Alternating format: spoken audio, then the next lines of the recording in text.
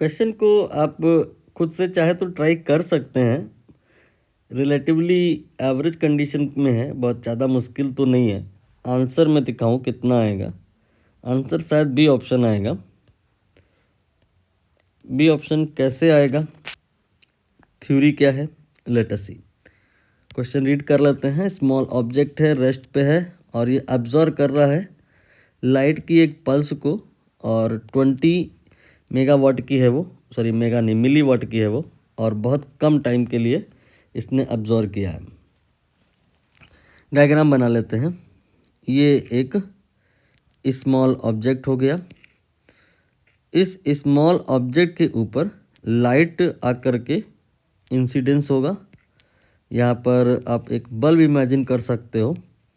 इस बल्ब से लाइट निकलेगी। बल्ब की जो पावर है वो है 20 MW। आप अभी इसे P मान लो, बाद में वैल्यू रख देना। और यहाँ पर जो पल्स आई है बल्ब के थ्रू, टाइम ड्यूरेशन क्वेश्चन में बताया इन्होंने, T जो है वो 300 नैनो सेकेंड है।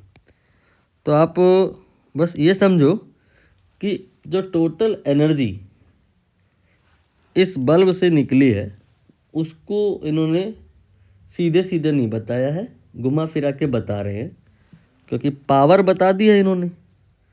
मतलब पावर का क्या होता है, पावर का मतलब होता है एनर्जी अपॉन टाइम, और टाइम कितना है ये भी बताया है। तो यहाँ से एनर्जी निकाल लो, ये हो जाएगा पावर इनटू टाइम। वैल्यू हम बाद में रख लेंगे। अब इतने अमाउंट की एनर्जी इससे फ्लैश हुई है और ये इस स्मॉल ऑब्जेक्ट से जाके टकरा गई। टकराने के बाद कई प्रकार की स्टोरीज हो सकती हैं। ये ट्रांसमिट हो सकती है, ये रिफ्लेक्ट हो सकती है, एब्जॉर्ब हो सकती है, या इनका कोई कॉम्बिनेशन हो सकता है। यहाँ पे इन्होंने कहा एब्जॉर्ब हो गई है। तो जो अगर एब्जॉर्ब हो गई है तो यहाँ से जो ये लाइट आ रही थी, जितना मोमेंटम, भाई अगर किसी में एनर्जी है तो मोमेंटम भी होगा। तो जितना मोमेंटम लेके आ रही है वो सारा मोमेंटम इसी के अंदर कंटेंट हो गया, और फिर ये उसी मोमेंटम से माइट भी चल भी पड़ेगा। और वेलोसिटी इसकी फिर डिपेंड करेगी इस बात पे कि इस स्मॉल ऑब्जेक्ट का मास कितना स्मॉल है। बहुत ज़्यादा कम मास का होगा तो इस लाइट की हेल्प से इसको आप आगे बहुत ज़्यादा स्पीड से भगा भी सकते हैं। यहाँ पर हमें उतनी डिटेल में जाने की नीड नहीं होगी। बस अभी तो हमें ये पता लगाना है कि ये जो एनर्जी इधर आ रही है, करस्पॉन्डिंग टू दैट मोमेंटम कितना होगा।